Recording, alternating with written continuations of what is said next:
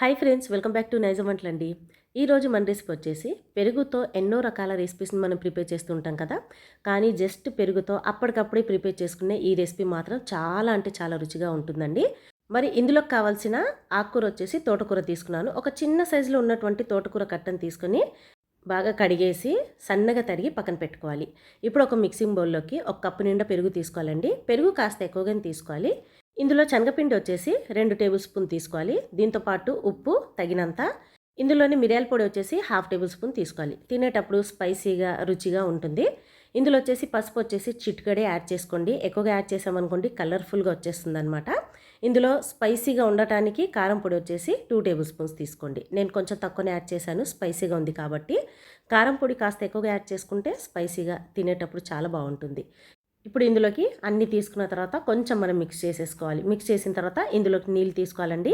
నీళ్ళు వచ్చేసి కాస్త ఎక్కువగా తీసుకోవాలి. ఏ కప్పుతో అయితే మనం పెరుగు తీసుకున్నాం కదా, అదే కప్పుతో 1.5 కప్ అయితే నీళ్లు యాడ్ చేసుకోవాలి. ఇప్పుడు కాస్త దీన్ని పక్కన పెట్టేసి పోపు వేసుకునేటప్పుడు ఒక 2 టేబుల్ స్పూన్ ఆయిల్లో వచ్చేసి పోపు గింజలు, కరివేపాకు కాస్త ఫ్రై అయిపోయిన తర్వాత ఇందులో వచ్చేసి పచ్చిమిర్చి, అల్లం ముక్క కాస్త పైపైన అంటే కచ్చపచ్చగా దంచి ఇందులోకి తీసుకోవాలి. కాస్త ఫ్రై అయిపోయిన తర్వాత ఇప్పుడు ఇందులో వచ్చేసి మనం సన్నగా తరిగి పెట్టుకున్నాం కదా తోటకూర, ఇందులోకి తీసుకోవాలి.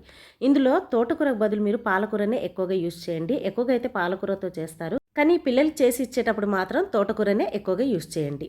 ఇలా ఈ విధంగా మనం ఫ్రై చేసుకున్న తర్వాత ఇందులో మనం కలిపి పెట్టుకున్నటువంటి ఈ పెరుగుని ఇందులోకి తీసేసుకోవాలి. చాలా సింపుల్ అండి. ఇంట్లో కూరగాయలు లేనప్పుడు ఇలా పెరుగుతో అప్పటికప్పుడే చిటికెలో ప్రిపేర్ చేసి మన పిల్లలకి ఇచ్చేయచ్చు.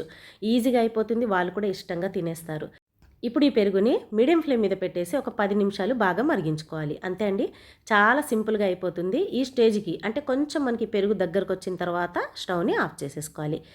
సో చూసారు కదండి, మనం ఎక్కువగా కష్టపడకుండా అప్పటికప్పుడే చాలా సింపుల్గా ఏదో ఒక రెసిపీ ప్రిపేర్ చేయాలనిపించినప్పుడు ఇలా పెరుగుతో చేసేయండి.